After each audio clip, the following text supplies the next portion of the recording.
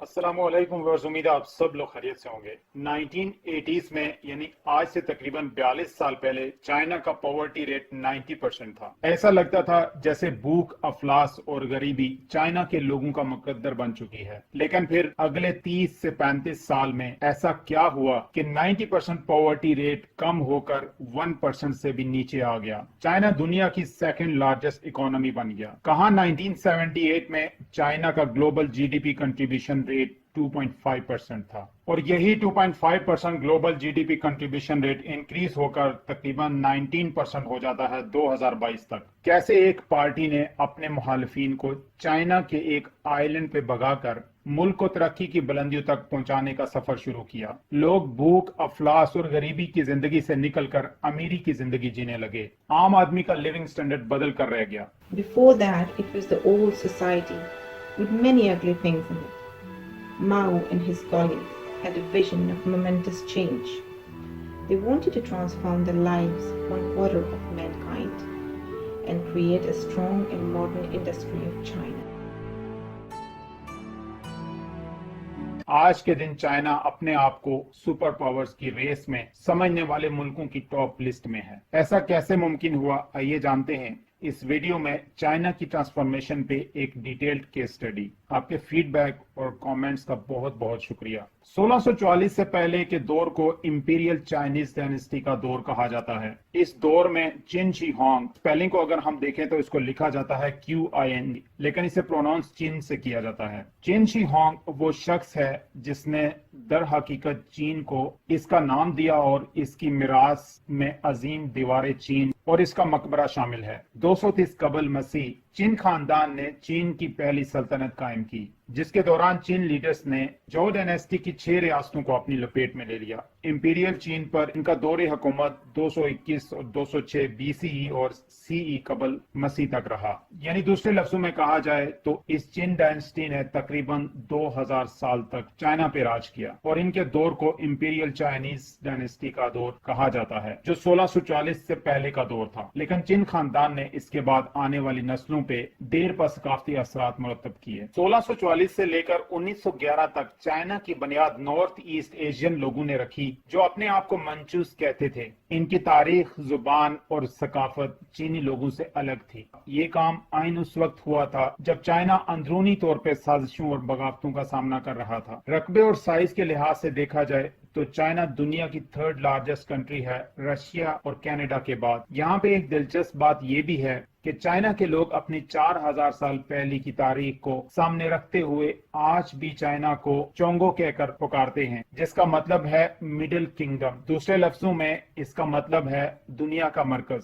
China का east ज्यादातर agriculture land पे मुश्तमिल है, जिसकी वजह से ज्यादातर आबादी इस रीजन में पाई जाती है। चाइना के वेस्ट को देखा जाए तो रेगिस्तान और हिमालय की पहाड़ियों पे मुश्तमिल है। 18वीं सदी के आखिर तक चाइना अपने रकबे और जियोग्राफिकल लोकेशन की वजह से एक मजबूत किंगडम हुआ करता था, लेकिन उसके बाद चाइना को अक्सर बड़ी ताकतों से साजिशों का सामना करना पड़ा। इसीलिए चाइना के लोग 1839 से लेकर 1949 तक के दौर को सेंचुरी ऑफ ह्यूमिलेशन के तौर पे याद करते हैं। इस दौर में चाइना को अंदरूनी तकसीम और लड़ी जाने वाली अक्सर जंगों में शिकस्त का सामना करना पड़ा और अक्सर बड़ी ताकतों को गैर मसावी मायदों में बड़ी रियायतें देने पर मजबूर किया गया। चाइना की हिस्ट्री का स्या दौर वहां से शुरू होता है जब 1839 में British east India company China के लोगों की एक बहुत बड़ी तादाद को ओपियम ड्रग यानी अफीम का आदी बना देती है। चाइना के अक्सर लोग इस नशे का शिकार हो जाते हैं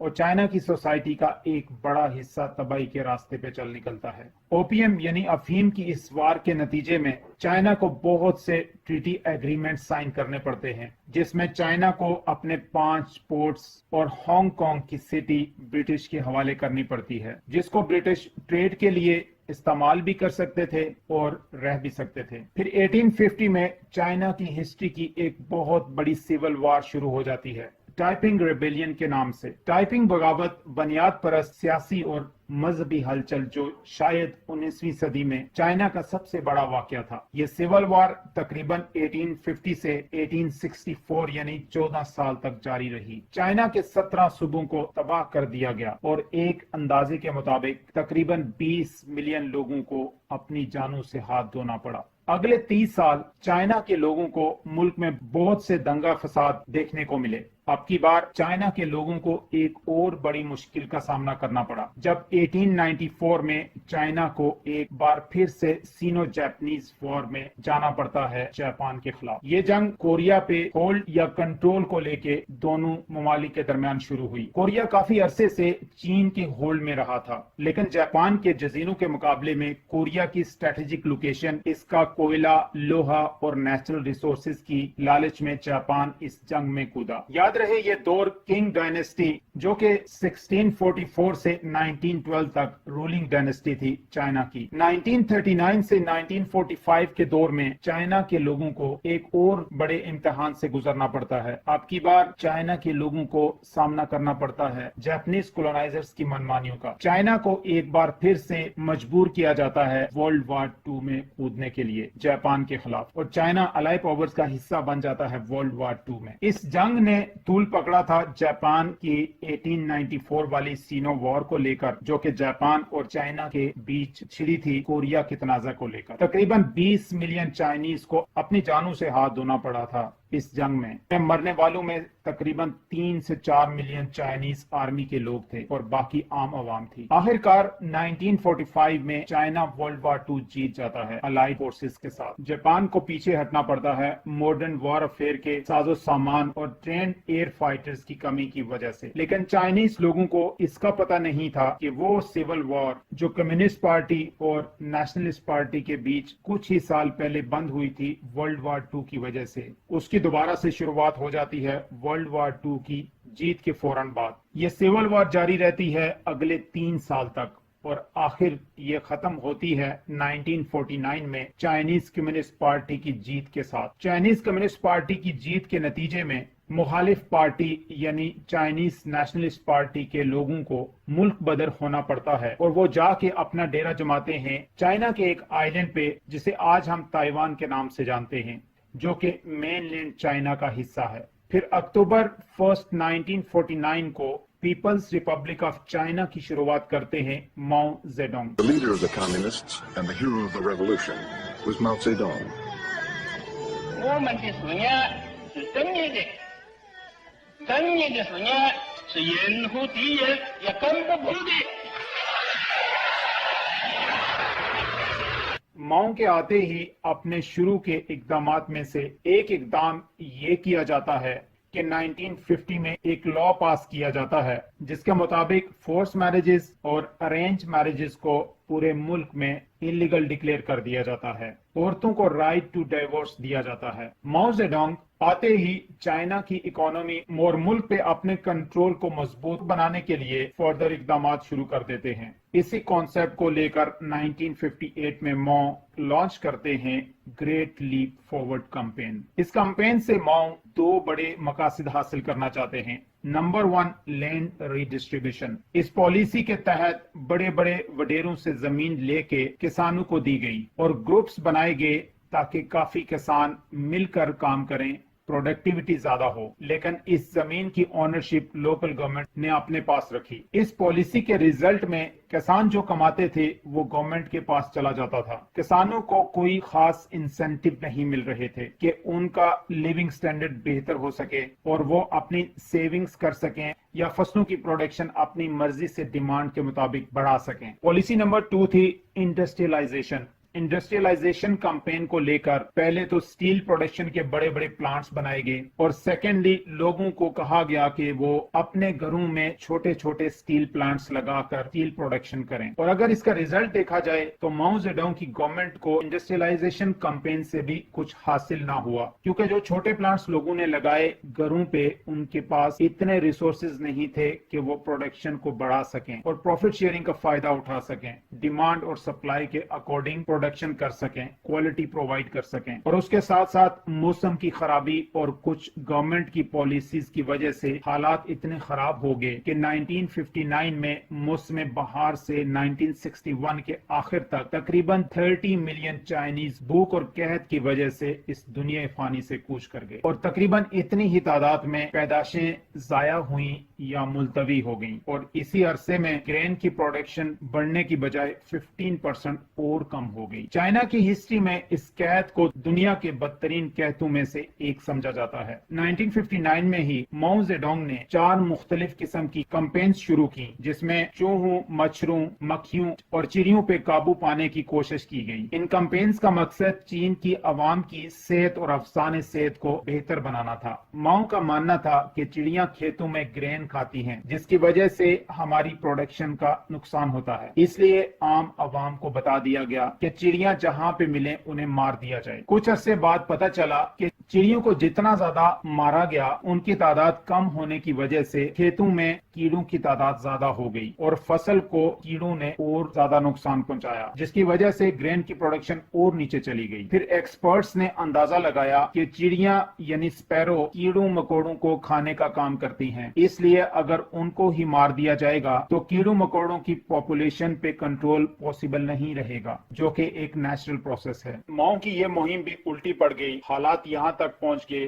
कि कहत ने और तूल पकड़ लिया। माओ की पॉलिसीज एक पे एक करके फेलियर का सामना कर रही थी, और माओ को अब क्रिटिसिज्म का सामना था कम्युनिस्ट पार्टी और आम आवाम की जानिब से, लेकिन माओ ने किसी की एक ना सुनी। और माओ यहाँ रुके नहीं, बल्कि वो अपनी मनमानी को हरफे आखिर समझकर मुख्तलिफ एक्सपेरिमेंट्स करते गए। 1966 में माओ जेडोंग ने एक और कैंपेन लॉन्च की, कल्चरल रेवोल्यूशन के नाम से। देखने में ये कैंपेन ऐसे लगती थी कि माओ चाइना की कल्चरल रेवोल्यूशन को लेकर सही मानों में सीरियस हैं, लेकिन इसका असल मकसद था माओ का मुल्क पे बेजा कंट्रोल और अपोजिशन को मजीद दबाना। अपने मुखालिफिन को माओ जेडोंग अपनी पावर शो करने के लिए यांगत्से रिवर में माओ ने खुद से गोताखोरी भी करके दिखाई। इन मकासद को हासिल करने और मुखालिफिन को दबा के अपनी गवर्नमेंट की जड़ें मजबूत करने के लिए माओ ने 2 बड़े स्टेप्स लिए। नंबर 1, स्टूडेंट्स की एक आर्मी बनाई गई रेड गार्ड्स के नाम से। ये रेड गार्ड्स माओ के जाती लॉयल सोल्जर्स थे, जिनकी शनाख्त ये थी कि वो बाजू पे रेड बैंड बांधे हाथ में माओ की एक बुक रखते थे। रेड गार्ड्स का काम उन लोगों को टारगेट करना था जो माओ जेडोंग की आइडियोलॉजी के खिलाफ थे। यहाँ तक कि माओ की अपनी पार्टी में कुछ हाईली सीनियर ऑफिशियल्स थे, उन तक को माफ नहीं किया गया। इंतकामी कार्रवाइयां की गईं, जिसमें सफर फरसाद, लियो शौकी और डिंग शॉपिंग शामिल थे। रेड गार्ड्स को ये हदायत थी कि लोगों को अपनी फैमिली में नजर रखने को बोला जाए। अगर कोई भी माओ की आइडियोलॉजी के खिलाफ बोलता है, उसको सबक सिखाया जाए। जो लोग माओ की आइडियोलॉजी के खिलाफ होते, उनको मुतअद्दिद बार सरेआम वायलेंस का निशाना बनाया जाता। सेकंड पे स्कूल्स एंड यूनिवर्सिटीज को शट डाउन कर दिया गया और स्टूडेंट्स को बोला गया कि रूरल एरियाज में जाओ, वहां के लोगों की हार्ड वर्क वाली लाइफ को देखो। इन इकदामात से अवाम में डर खौफ की एक फिजा कायम हो गई। आखिर एक वक्त ऐसा आया कि माओ अपना कंट्रोल जमाते जमाते मुल्क को इस नहज पे ले गए कि रेड गार्ड्स आपस में लड़ना शुरू हो गए, और नतीजतन अवाम आपस में बंटने लगी और मुल्क में एक और सिविल वार का समा बन गया। आखिरकार माओ को एहसास हुआ कि कल्चरल रेवोल्यूशन के नाम पे ये खेल मजीद नहीं चल सकता। इस कैंपेन के शुरू होने के ठीक 2 साल बाद यानी 1968 में रेड गार्ड्स को खत्म करना पड़ा। एक अंदाजे के मुताबिक इस खेल में चाइना के तकरीबन 15 to 55 मिलियन लोगों को अपनी जानों से हाथ धोना पड़ा। माओ जेडोंग के तमाम एक्सपेरिमेंट्स में से चंद एक ऐसे एक्सपेरिमेंट्स थे जो कि चाइना की अवाम के लिए फायदेमंद भी साबित हुए। जैसा कि औरतों के बारे में माओ के मशहूर सियासी नारे का स्लोगन था, women holds up half the sky. Mao ने 1950s से nationwide public education system launch किया। ये प्रोग्राम लिटरेसी रेट को कम करने के लिए एक अहम कदम था। माओ के इन्हीं इकदाम का नतीजा था कि 1978 में प्राइमरी और सेकेंडरी स्कूल की तादाद 1949 के मुकाबले में 3 गुना ज्यादा थी, और माओ के इन्हीं इकदाम की वजह से चाइना के लोगों में अराउंड 25 इयर्स में एक ऐसी फाउंडेशन डली जिसकी वजह से स्किल्ड एंड एजुकेटेड लोगों का एक पूल तैयार हुआ जिसने करोड़ों लोगों को पॉवर्टी से निकाला। 9 सितंबर 1976 को सेहत की खराबी की वजह से माओ जेडोंग इस दुनिया फानी से कूच कर जाते हैं, और इस वक्त तक चाइना की इकोनॉमिक पोजीशन कुछ खास संभली नहीं थी। माओ जेडोंग के दौर में रेड गार्ड्स के हाथों जुल्म का निशाना बनने वाले चाइनीज कम्युनिस्ट पार्टी के डिंग शोपिंग, जो कि माओ की आइडियोलॉजी के सख्त खिलाफ थे, और इसी इख्तलाफ की वजह से उनको अपनी सारी पोजीशन से कल्चरल रेवोल्यूशन के दौर में पार्टी से रिजाइन करना पड़ा था। 1976 में माओ के दुनिया से कूच करने के बाद वही डिंग शोपिंग नए लीडर की सूरत में चाइनीज कम्युनिस्ट पार्टी को लीड करते हैं। चाइना की असल मानों में जो ट्रांसफॉर्मेशन थी वो डिंग शोपिंग के हाथों से हुई थी, इसीलिए आज भी लोग इन्हें फादर ऑफ मॉडर्न चाइना के नाम से जानते हैं। डिंग शोपिंग का माओ की आइडियोलॉजी के खिलाफ होने की सबसे बड़ी वजह थी मुल्की इकोनॉमी को हद से ज्यादा अपने हाथ में रखना, बिना सोचे समझे आम आवाम पे अपने फैसले थोपना और इकोनॉमी को हद से ज्यादा अपने कंट्रोल में रखना। फिर डिंग शोपिंग ने अपनी पॉलिसीज लॉन्च करना शुरू की जिसमें सर फहरिस्त थी economic liberalisation, in short liberalisation, the removal of restrictions in order to promote economic development. Mao ने अपने दौर में इकोनॉमी को कंट्रोल करने के लिए जो रिस्ट्रिक्शंस लगाई थी, डिंग शोपिंग उन सब रिस्ट्रिक्शंस को रिमूव करके इकोनॉमी को आजाद करना चाहते थे। इनकी पॉलिसीज को चाइना में आज के दौर में याद किया जाता है सोशलिज्म विद चाइनीज कैरेक्टरिस्टिक के नाम से। एग्रीकल्चर में बेहतरी लाने के लिए डिंग शोपिंग लॉन्च करते हैं household responsibility system policy. Mao के जमाने की ग्रेट लीप कैंपेन में किसानों के लिए डिंग शोपिंग ने तब्दीलियां कुछ इस तरह से की। डिंग ने कहा जमीन लोकल गवर्नमेंट के अंडर ही रहेगी, लेकिन किसानों को एक सर्टेन टाइम के लिए लीज पे दे दी जाएगी, और किसानों ने लोकल गवर्नमेंट को एक सर्टेन पार्ट अपनी फसल की प्रोडक्शन में से देना होगा। बाकी किसान अपनी मर्जी के मुताबिक जो फसल प्रोड्यूस करनी है डिमांड और प्रॉफिट मार्जिन के मुताबिक वो करें, और फिर ओपन मार्केट में कहीं पे भी सेल कर सकते हैं।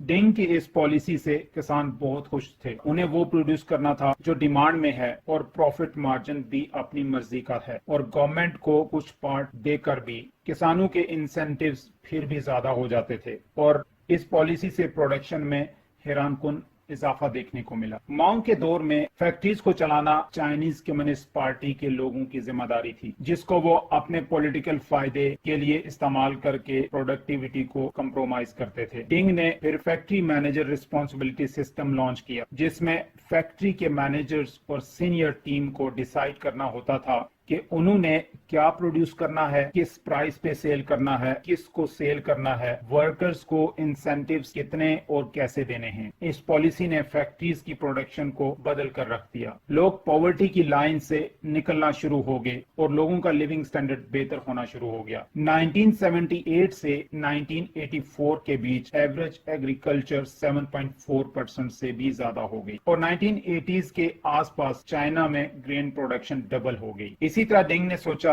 कि अब वक्त है कि एजुकेशन सेक्टर पे और काम किया जाए और पैसा भी लगाया जाए, ताकि मैक्सिमम लोगों को स्किल्ड बना के मजीद पॉवर्टी से बाहर निकला जाए। इस मकसद को लेके अप्रैल 12, 1986 में एजुकेशन कंपल्सरी लॉ बनाया जाता है गवर्नमेंट की जानिब से, जिसमें हर बच्चे के लिए 9 साल की उम्र तक फ्री एंड कंपल्सरी एजुकेशन को लाजमी करार दे दिया गया। इस कानून के बनते ही डिंग गवर्नमेंट ने मजीद पैसा लगाना और काम करना शुरू कर दिया। 1980 में गवर्नमेंट इस पे जो पैसा स्पेंड कर रही थी वो 2% ऑफ जीडीपी था, लेकिन वक्त गुजरने के साथ साथ ये स्पेंडिंग 2012 तक 4.1% पे पहुंच गई। इस लॉ की वजह से लोग मजीद पॉवर्टी से बाहर निकले। उसकी वजह ये थी कि लोगों को वो स्किल्ड एजुकेशन दी गई जिसकी मार्केट में डिमांड थी। इन मेजर्स ने चाइना की लिटरेसी रेट को बहुत बेहतरीन कर दिया। चाइना का लिटरेसी रेट 1982 में 65.51% था और 2010 में इन कोशिशों की वजह से 95.12% तक जा पहुंचा। 1988 में चंग चंगबोनचन साइंस पार्क कायम किया गया बीजिंग में, जिसमें 8 लाख चाइनीज रिसर्चर्स को गवर्नमेंट ने फंडिंग करके फैसिलिटेट किया। इस साइंस पार्क में प्रायोरिटीज एरियाज है जैसे कि technology, energy production, computer, physics, optics, genetics and space. इस रिसर्च सेंटर के लिए गवर्नमेंट के इंटरेस्ट लेवल की बात की जाए तो 2020 तक इस साइंस पार्क के लिए गवर्नमेंट की फंडिंग $500 बिलियन को क्रॉस कर गई। आज भी कई research institutions, hi-tech companies and universities इस रिसर्च सेंटर में देखने को मिलती हैं। डिंग की जानिब से एक और interesting policy township and village entrepreneurship launch की गई, जिसको दूसरे लफ्जों में TVEs बोला जाता है। TVEs ने चाइना की इकोनॉमी को बदल कर रख दिया। टाउनशिप और विलेज एंटरप्रेन्योर्स TVEs ने मिलकर as an institution rural areas के लोगों की इकोनॉमिक ग्रोथ में इजाफा किया, जिससे लोगों का लिविंग स्टैंडर्ड दिन ब दिन बेहतर होता गया और आहिस्ता आहिस्ता चाइना के तकरीबन सारे ही रूरल एरियाज को TVEs ने कवर कर लिया। लोगों के बिजनेसेस की production, manufacturing, textile, electronics and services के स्टैंडर्ड्स को बेहतर बना के तरक्की के रास्ते पे गामजन किया गया। इसके अगर हम प्रैक्टिकल एग्जाम्पल लें तो चाइना का शहर वेंजू वो पहला इकोनॉमिक जोन बना था जो कि शुरू में छोटे से एक फिशिंग गांव से ज्यादा कुछ नहीं था। वेंजू शहर में कुछ लोगों ने जूतों के छोटे छोटे कारखाने बनाना शुरू किए। TVEs कैंपेन की वजह से इन जूतों के कारखानों ने इतनी तरक्की कर ली कि आज ये शहर चाइना का एक बहुत बड़ा एक्सपोर्ट सेक्टर बन चुका है। इस शहर से जूते पूरी दुनिया में एक्सपोर्ट होने के साथ साथ पूरे चाइना को भी सप्लाई होते हैं। ये TVEs अर्ली 1990s में तकरीबन 100 मिलियन लोगों को एम्प्लॉयमेंट दे रही थी, जिसकी वजह से लोगों का लिविंग स्टैंडर्ड बहुत इंप्रूव हुआ। 1990 में चाइना की टोटल आउटपुट का तकरीबन 20.2% आ रहा था TVEs से। नॉर्मली अगर देखा जाए तो रूरल एरियाज और अर्बन एरियाज के लोगों की इनकम में वाज़े गैप देखा जाता है। रूरल एरियाज में अर्बन एरियाज की निस्बत इकोनॉमिक एक्टिविटी कम होने की वजह से, लेकिन डेंग की TVEs की कैंपेन से रूरल और अर्बन एरियाज की इनकम लेवल में कोई खास फर्क ना रहा। वेंजू शहर का GDP 1980s में अराउंड $0.3 बिलियन था और 2020 में इसका GDP $429 बिलियन पे पहुंच गया। देखते ही देखते ये शहर चाइना का इकोनॉमिक हब बन गया। इसी तरह हेल्थ केयर पे चाइना ने बहुत स्पेंडिंग की और 2020 में चाइना हेल्थ केयर की फील्ड पे अराउंड 5.59% ऑफ GDP स्पेंड कर रहा था। 1980s में स्पेशल इकोनॉमिक जोन्स बनाए गए जिसमें टैक्स इंसेंटिव्स दिए गए, रूल्स एंड रेगुलेशंस को आसान बनाया गया, ब्यूरोक्रेसी के निजाम में इस्लाहात की गई ताकि ब्यूरोक्रेसी मुल्की और अवामी मफाद के लिए काम करे, लोगों को एजुकेशन दी गई, स्किल्ड बनाया गया और फिर साथ ही साथ फॉरेन इन्वेस्टमेंट को इनकरेज करने के लिए 1978 में ओपन डोर पॉलिसी लॉन्च की गई। और देखते ही देखते चाइना में बहुत सी मल्टीनेशनल कंपनीज ने अपनी प्रोडक्शन के लिए सॉफ्टवेयर हाउसेस एंड फैक्ट्रीज बना ली।